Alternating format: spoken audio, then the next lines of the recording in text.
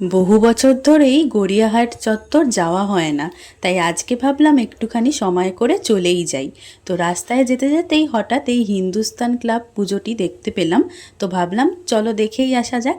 তো দেখো বন্ধুরা, কীরকম সুন্দরভাবে প্যান্ডেলটা করেছে, খুব সুন্দরভাবে কাজ করেছে। আর আমরা সবাই জানি হিন্দুস্তান ক্লাব প্রতি বছরই লাইটিংয়ের জন্যে খুবই ফেমাস।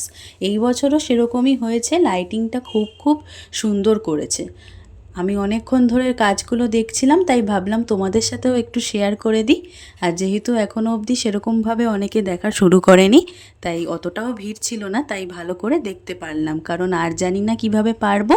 এই দেখো, ঠাকুরের প্রতিমাটি খুব সুন্দর হয়েছে, খুব মিষ্টি।